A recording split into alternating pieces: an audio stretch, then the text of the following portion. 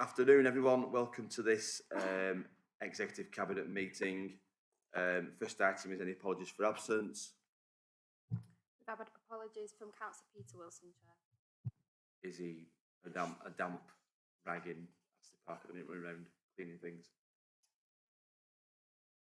He told me he was hoping to get here, but I suspect he won't. Okay. Right, I'm sure we'll pick his items up. I had discussed with him, so I'm happy to pick up introducing his items, and I'm sure the officers are well ready to step in and... Excellent. Good, I'm glad they're here. Okay, the next item is the minutes of the meeting from Thursday the 17th of June 2021. Any comments, questions, clarifications on those minutes? No? In which case, can someone propose them? Thank you, Councillor Gabbert. Seconded by Councillor Murray. Cabinet members, please show in support of that, please, if you would. Great, that's carried. Thank you. Item 2 is declarations of interest. Do we have any items to declare interest, or any declarations of interest in any items? Sorry, I'll put the sentence the right way around. No, nobody who's attending online either. Okay, that's fine. Item 3, any public questions received? None received, Chair. Thank you, Nina. Item 4 is the Revenue and Capital Budget Monitoring Report, which is on papers under items pages 19 to 48.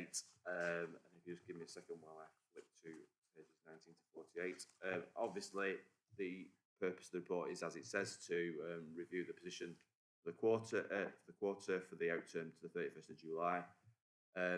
And the main recommendations that we note that forecast outturn, and to note the environments that are in Appendix 2, which are fairly straightforward. Happy for Louise to speak of anything you'd like to pull out on that report at all. I suppose just to make the point that we've looked at the format of the report, and so there are some changes this time. Hopefully, to try and make the presentation of the information a little bit clearer and easier for the reader, to get a better understanding of the financial position. Definitely an evolving process, so we would look to continuously improve this, and would welcome any feedback that you might have. The main changes in the report are where we used to just have one financial report, we've now broken it down into two. So there are two distinct areas covered. So the first report, that picks up the revenue position, the income and expenditure account, and reports on reserves. And then the second report is on the capital programme.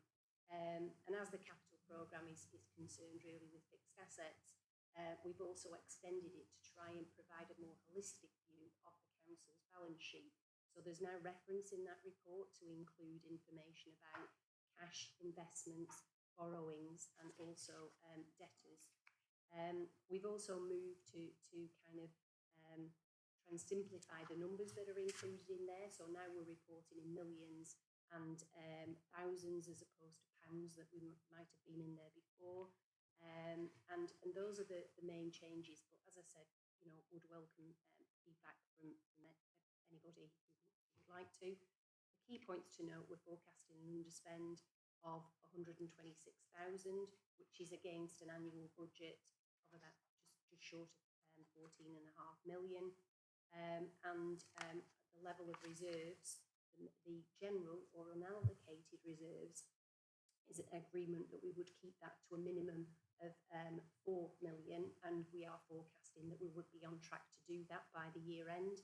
And similarly on our earmarked reserves, they have moved significantly since the 1st of April this year, but it is, as we reported in the outturn report, the significant movements relate to grant received from government in the last financial year that is to be applied in this financial year. So it's just simply a movement of cash from one year to the next, but we have to do that through the reserves. There are underspends offset by some overspends, and all of those are detailed in the report. But rather than go through them, if there's any questions, I'm more than happy to try and respond. Thanks, Louise. And obviously, I think it's fairly outlaying that there's a lot of different reasons, many connected to COVID and the impacts of COVID still that we're still seeing that are affecting some of these things around some overspends and underspends on or under recovery of fees, etc., on car parking and what have you. So it's all symptomatic of a continuation of a trend we've seen in previous quarters. Any questions on that report at all? No, I can't see any online either. Okay, do you want to go through anything on the capital? This is the next part of that report at all, or we'll carry on. If I can just pick up on that. The overall, there's been a movement of just under 350,000 since the outturn report was brought through to cabinet. So the overall capital programme has increased from 46.2 million up to 46.6 million. We've had several new schemes or adjustments to existing schemes, and those are documented in the report. And also there is inclusion of two projects that will go through to full council for consideration and approval. One being £150,000 budget to be funded from reserves for capital works to upgrade the network and improve Wi-Fi coverage. And the second one, a slight increase to the Whittle GP surgery programme for additional works, again funded by borrowing. But there is nothing significant to note in that report. As I say, we have included information around debtors and borrowing now. So you'll see that council borrowing is less than it was at this point last year, and cash balances are up on the position at the same point this year. So that's just like for information, and we'll provide further details in subsequent reports, which will take the same format. Okay, thank you for that. Just a comment, it's at times like this I miss Peter Malpass asking me a question about the debtors. But the debtors, we are obviously concerned about the level of debtor in terms of it is increased, if you like. But again, I think that's a symptom of COVID, and we are not out of step with other local authorities, either around us or nationally, in terms of recovery of that debt. But our pathway is there. I think some of the figures are actually quite encouraging in terms of certainly residential council tax, if you like. It's more around businesses like you'd expect. And I think what we are starting to do is, now those businesses are coming back on stream, to look to recover that money, but in a soft approach to start with, and then increasingly push it as things get back to normal. But that's, again, sort of guidance nationally as well as locally. I think that's a sensible approach to take. Any questions on that report? And we have tried to sort out things around brackets and minus figures and positive figures, because that debate has gone on for years, and hopefully this will put it to bed once and for all, but we'll see. We're still able to confuse ourselves, I'm sure. Okay. Right, so the recommendations were to note the reports and also to approve the capital programme and the environments as detailed in the various recommendations in those two items. I'm proposing those in place of Peter Wilson, if that's okay. Somebody like to second those proposals? Seconded, Chair. Thank you very much, Adrian, and all those members happy to approve, please show. That's everybody. Okay, great stuff. That's that done. Thank you. Right, the next item is item 5, which is the Q1 performance monitoring report, which is obviously the recommendations of the report have been noted. We think that obviously the report sets out that performance is generally good, with 92% of projects rated green or amber, 8% amber, sorry. And the details of the amber projects are detailed in the report, and within that report it shows what we're doing. It also shows on our corporate strategy indicators 70% of measures are on target or within the 5% threshold, and we are continuing to work on some of those projects to make sure that they get aligned and move forward. Again, some of them are catching up after an impact of COVID, some of them are catching up just due to lack of staff time, given they've been doing other things as well. but I think the best way of looking at this, unless Chris wants to add anything extra to the report and pull anything particular out, I think a number of these indicators that we are sort of lagging on are ones that we've had issues with previously, and in terms of things like skills training, that's reactivated post-COVID. Some of the stuff around the how empty properties, we are very close to target, and we need to keep that work going. And also the number of jobs created has obviously been very much COVID affected, and similarly town centre vacancy rate. Any questions in particular around any of those schemes, projects? I've got Harold first, I think. Yes, thanks, Chair.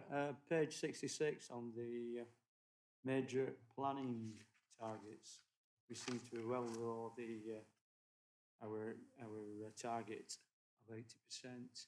Is that, are you going to blame the virus on that, or is that just because we're short of staff, or what's the reason?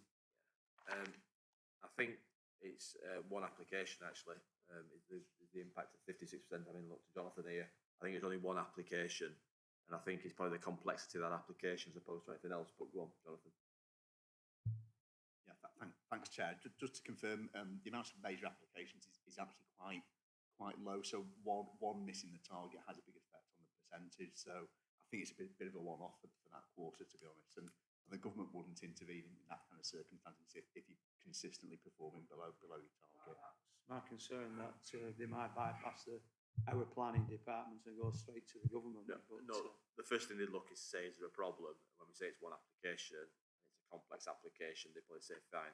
I think we've got to look at it over a period. I think so over the period in the next quarter we should be back on target. Given some of the complex larger, he's saying that, but he's not a politician. I'm not going to put myself as a hostage to fortune. Given some of the applications going through at the moment, it may suit us for them to take slightly longer because they are particularly political and particularly complex, and we've got all kinds of appeals and stuff going on. I think we don't want to rush things that need to be done properly, and I'd certainly encourage that just for the sake of it. Yeah, well, that's another thing, Chair, isn't it? We've got these appeals, seem to have a lot of appeals going on, and obviously taking officer time, isn't it? They are, but members have, and I think members on both sides have strenuously supported our not developing out on safeguarded land at this point in time. And therefore, I think Mr. Gove's first list of jobs won't include sorting out Chorley's Council's planning department, but it might be on to us after Christmas, so let's see where we are by Christmas, if that's okay. I'll have a word with you. I'll have a word with you. All right. Will you? Good man. Get it to Chorley. We've got a few things to talk to him about, because we've got to just spent ages writing to the other bloke, and now he's taking over, so I hope he reads his inbox. Alan. Yeah, thanks very much, Alistair. Mine is in connection with agenda page 52, item 5, and a project showing amber status. I'm not sure if I need a PCR test by 2 days after going. It's really in connection with the actions required and the gaps within the ICT team. It was discussed at the shared services, but I'm just wondering now with the forthcoming workplace strategy, whether the new strategy will meet that recruitment, or that recruitment meet the new strategy? Good question. I'll look to Asim on this. He can use his own machine there rather than having Jonathan pinching his speaker. Well, I'm sure members appreciate we already have arrangements in place for home working that's effective at both councils. And that's been in place prior to the changes in respect of shared services. So moving towards more emphasis on home working or a hybrid solution, we have that capability as of today anyway. This is more about the longer term strategic shared opportunities between the two councils to ensure that we've got efficiencies and we identify opportunities to do things more effectively. Just to follow up, Alan, before you come back in. So, are the vacancies being filled currently? Yeah. So as the Shared Services Joint Committee agreed a restructure proposal for both Chorley Council and Circleborough Council's ICT services, combining those to create a shared service. The first phase of that has been implemented. So, other than a vacancy we've had recently, because one member of staff has actually left and handed its notice in, there is one vacancy within the management structure, and we are currently finalising the proposals in respect of the remainder of that service, which is currently out to consultation. Once that's completed, obviously those posts will be appointed to, and any gaps will then be recruited to. I'm expecting that the majority of those posts will be appointed to internally. Alan, did you want to come back on anything on that? Okay. Yeah, they do. And I think we're going to give a bit of time to see where it goes, but I think, yeah, it's a concern given our high dependency on IT and the lot going on at the moment in that sphere. Any other questions on the performance monitoring report from anyone? No, not even Councillor Clifford correcting the Whittle surgery to Clayton and Whittle surgery, which is a first. Thank you, Mark, for keeping that quiet. Okay, so the proposal is to note that report. The report is noted. Okay. The next item then is the shared consultation framework, which is pages 67 to 84 in your agendas. And very much as it says on the tin, it sets out how we undertake consultations. It seems a bit strange that we have to set out how we do a consultation, but we do have to do them consistently. We do have to plan them and undertake them in the way that would be expected of a council, because as it says there, if you undertake poor consultations, you end up making poor decisions because your evidence base is not correct. The framework shared between our two councils, as everything seems to be these days, and will provide a consistent approach for the officers to work to. So it's very similar to what we've done previously, because as you'd expect, we have tried to do things properly and correctly before. We will carry on doing that. There is the whole framework there for you to read, which is very in-depth, very clear, and tells you more than you would ever want to know about consulting and how we will go about consulting people. And hopefully that is evident to everyone who's reading it. Any questions, comments on that before we look to basically take the recommendation to approve that framework as detailed in the appendix? Nobody's got a better idea for consulting? If you have, send it to Kristen on a sealed envelope. Okay, so I'm proposing the recommendation to approve that consultation framework. Somebody second that for me, please. Thank you, Alistair Morwood. All those in favour, please show. Excellent. Thank you, colleagues. Right, item 7 is probably slightly more complex, and this is the workplace strategy for Chorley for the forthcoming period, and the report sets out, if you like, the impacts that we've all seen from a change in the world because of COVID, but also, as Asim just said, because of the changes in the way of modern working. Workplaces are changing. I was actually listening to a programme on the radio this morning, which was talking to employers and workers and what have you about the fact that the workplace is changing, and you know what's good about it, what's bad about it, what's the impacts of it on people's mental health and on people's interactions with other people and on their home lives and all the rest of it. We, Northern Ireland, we have to recognise that in our own workplace, which is our council offices, our council buildings. So to come up with that, we've come up with there's a proposal here, a workplace strategy that looks to rationalise and to set some parameters for how our staff will work in the future. It's probably, like most strategies, it will change, it will adapt, it will be as it goes through a consultation process and as it becomes an actuality. So it's not the definitive article, but it certainly is part of a plan to transform how we work over the next few years. And ultimately, it's got to work for a number of different parties. The people, obviously, who are our staff and our employees, it's got to work for them because, it's one of the main things they do in their lives. It's very important to them. It's also got to work for this council, so the council management, us as councillors, and be responsive to our requirements. But ultimately, it's got to work for the residents of Chorley, who we all serve. And therefore, we have a duty to consider the fact that there is a changing approach out there to working. The pandemic has fast-tracked that and has probably accelerated that in many ways. And we need to have a vision and a strategy of how we're going to deal with that. So some of the key points are listed and detailed out on pages 86 and 87.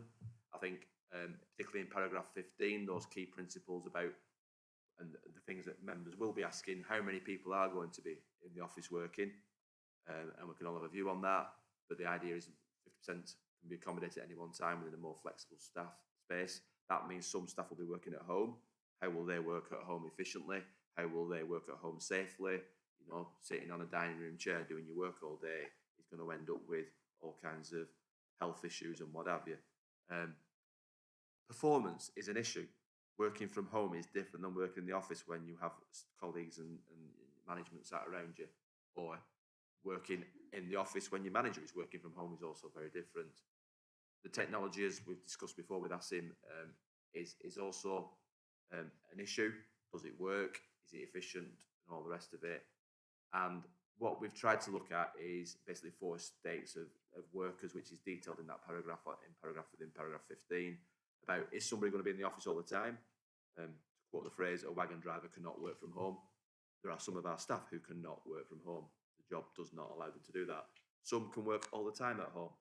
Some will have to be in the office more often, and some will be in the office less often, so hybrid workers, if you like. So they're basically come with 4 different categories. And then it's also about how that's then reflected through the SMT, through staff organisations, unions, etc., to get to a happy position where everybody's doing the most work they can in the best state for themselves. I suspect we'll never quite get to that state, but this is a strategy about how we're thinking about doing it. And therefore, the idea is now to go out and to consult on that strategy and progress further within the organisation. Mr. Sinnott, anything I missed? Only really to emphasise the issues that Alistair raised around making sure that this strategy works in terms of service delivery. So you will see in the strategy itself at agenda page 93, there's a series of principles there. Now they're about also around health and wellbeing, but I would just highlight some of them, including that staff will maintain expected levels of individual performance, productivity and positive working relationships with their team. They'll be available to work and respond in line with service need, whether they're working from home or the office. And crucially, that managers and senior management team are accountable for ensuring that the working practices are in line with service need. So we had deliberately emphasised within the strategy that actually the flexibility is there, but the flexibility is based upon some key principles, which is fundamentally around good service to our residents and to our varying customers that we have. Okay, thank you. Any questions or comments? Alan? Yeah, thanks very much, Alistair, and a number of comments. And a lot of it, and I agree with you, devil's in the detail. I think referring to this morning, there's a report on the BBC that 70% of people now expect to work from home. You know, that's in some format, whether that be full or not, and somebody who has managed a team for the last just over 18 months now on that exact basis, I can understand. I think quite interesting though, one of the things to watch out for is that our office in London, you know, we've rough on 200 people working there when the office closed. It was not open for a number of months. We're now back to 60% capacity because people realising that that people are, you know, humans are social animals, and as such, they now want to get back to that team effect. They now want to be in an office environment. I think one of the things we have to consider within the plan is almost an escape plan. You know, because initially people like the idea, it's great, they can take the dog for a walk or whatever. I think you've almost got that may change over a period of time. We've got to consider that the capacity is there to ensure that we can maintain that escape plan if needed. I think the other one that's, for me, slightly missing in this report, and again, you alluded to it, Alistair, is the very factor of members. And I think on page 101, where it looks at the actual evaluation monitoring, I don't know about other councillors, but certainly councillors that I've spoken to, the ability to contact people over the last few months has been greatly strained, especially in certain departments. I think the members have a major role to play in this. They are the interconnection with a lot of the community, and I think that there should be an element of this consultation in some way. You know, what works for them, especially around, you know, one of the things that always I think worked well in this council as members actually met staff. You know, while staff now are on team meetings, there isn't that interconnection and you lose contact with them. You know, it ends up a little bit robotic. One of the things I'm also very interested to see as well is a very, very much cost-benefit analysis. This is costing well over £1 million to implement. The benefits, in some extent, are vacant property. But the chances are these properties are going to be vacant for one long time because everybody else is doing this same process. You know, people are no longer working from within an office environment, and whilst there may be interested parties. You know, there's still a lot of vacant space. So again, I'd be very keen to see a very detailed cost-benefit analysis. I think the other one that's also missing on here is what is the impact on the local economy? You know, you are taking a significant number of people out of the town. I know that the MP had a lot to say at one time when the law courts moved away a couple of services of how many solicitors would no longer be buying sandwiches, going for a pint. In a roundabout way, we're almost condoning that now, that we're going to take a number of people out of this economy. And I think, again, we need to look at what is the impact on the local economy in some way. And just one again, it's devil in the detail. One of the things that we found was it was easy to find the kit for people to work from home. It was very difficult for people at home to find the workspace. And it's really a question of, and it's almost intrusion, you know, are we actually going to do a risk assessment of people's working environment? Because if they're working from home in unsuitable conditions, so even though, you know, it might be they've got 3 or 4 kids and it helps with childcare, but can you work in that environment? So is there going to be risk analysis taken with regards to staff working from home? Okay, thanks, Chair. I'll let Chris pick up a couple of those points, but just on a couple that you did raise. So number one, I'm glad that your group of councillors are experiencing the same issues our group of councillors are experiencing, because I think we all are, that disconnect and talking to officers, and we have raised that. What I understand, you've also raised that with officers as well, and how we get around that in this post-COVID world, and that is about some face-to-face presence, and also change the drive towards Teams is how do people then answer the phone as well as being on Teams and all that. So directors have been tasked with coming up with some answers on that as part of this strategy. Okay, so to reassure you on that, I think a couple of the other ones are connected. So cost benefit, the vacant space, and the town centre, if you like, particularly the town centre, because that's where most of our staff are based, and the impact of that. I think we would hope, as part of this, if we are going to rationalise our space, and I think it says 50% in there, my own view personally should be slightly higher than that, or the capacity should be higher than that, because you may want more in at certain times. That would help.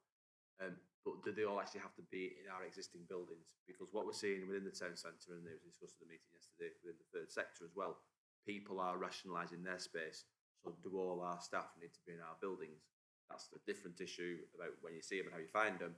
But maybe, for example, our town centre staff could be in the town centre as opposed to being in the offices here.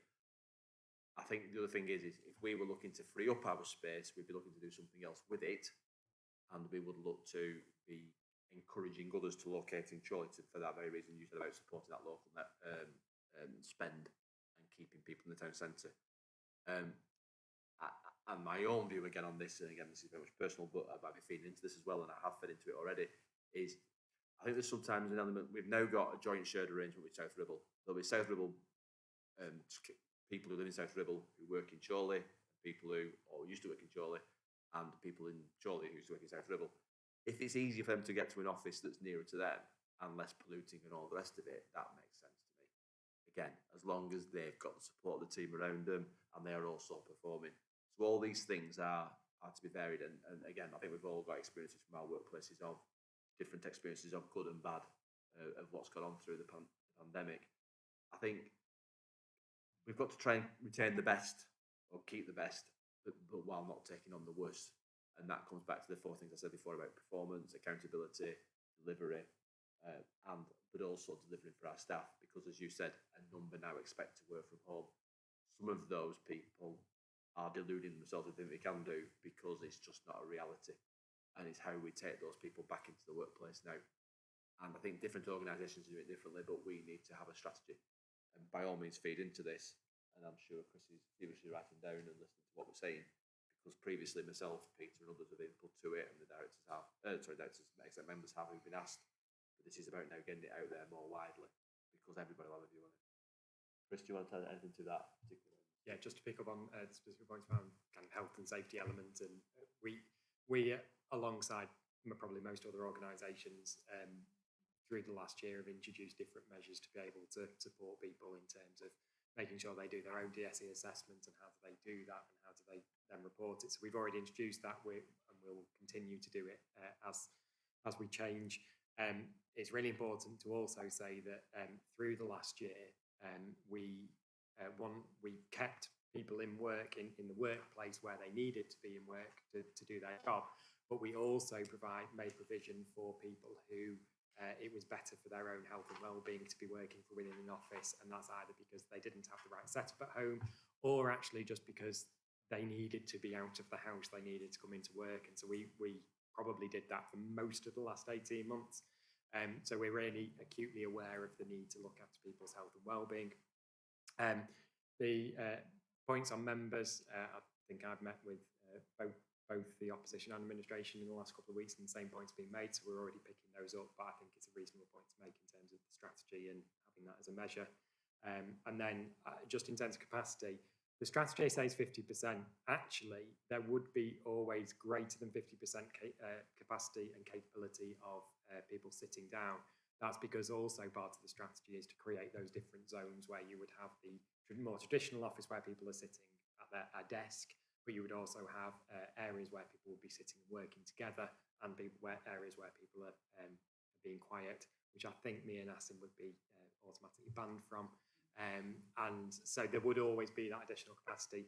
We have seen through our partnership working the impact of having ratios to people to desks that doesn't work. We've seen our partners where people are working out of car boots and actually, to be honest, out of our offices, because we've offered them that space where it's worked better. So yes, we're considering all those issues, and we'll make sure that they're fed through into the strategy. Thanks, Chair. Just one thing that, and again, it's possibly ensuring in some ways some of the things that can happen from a county council point of view. One of the things that they're doing is creating drop-in centres. So they're using a number of libraries, for instance, so people who are not living in an immediate area have got somewhere to go. I think one of the other elements that you probably, if you have had to work on ratios, is try and high the ratio for people who come in on a Friday. Agreed.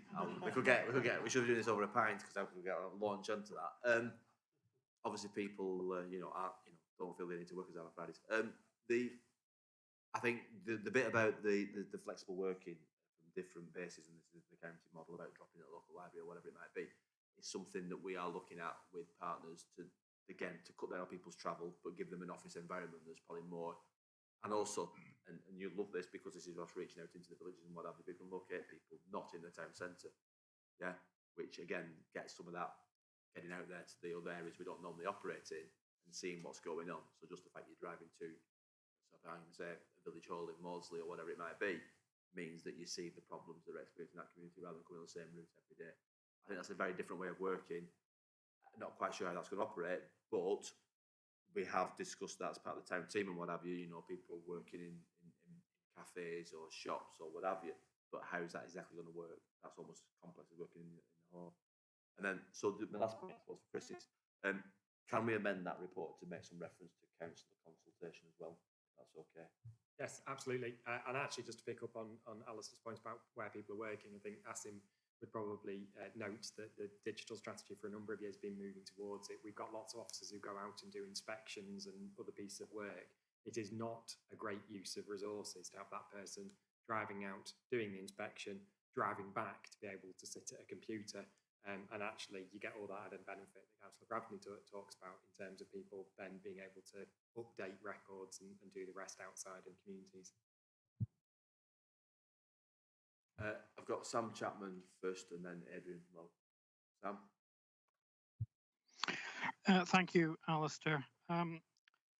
Just to ask you a question in Peter's absence, I'm sure the Deputy Leader, were he here, wouldn't want to be known as the Pied Piper of Chorley, leading significant chunks of the council's workforce out of the town centre and towards their homes outside the town centre. But 2 points raised from that. What will be done to manage the impact on the town centre, and what will be done to redress the balance of council spending between how much is spent in central Chorley and how much is invested in the villages where most people in Chorley Borough live? Like a new question, is there, Sam? In his absence, and Peter is no Pied Piper, trust me. I won't let him loose on a recorder, never mind a pipe. As we said before, if we are for our changes produce a vacant space in Chorley Town Centre, we have and we will have conversations with others about utilising that space. So we have already had those conversations. There are people interested if we up space at using that space.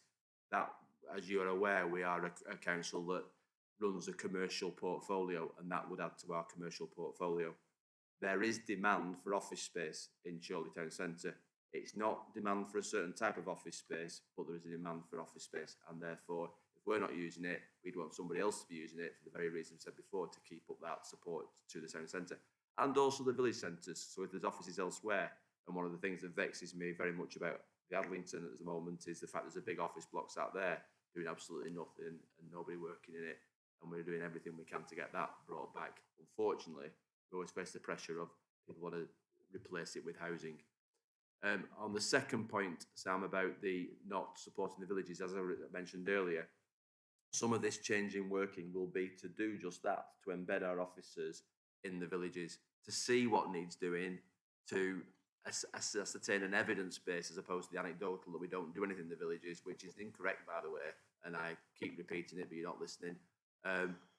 What we need to do is to have our officers out there so that when they are asked to respond or they're asked to evidence things, they can do because they are in those communities.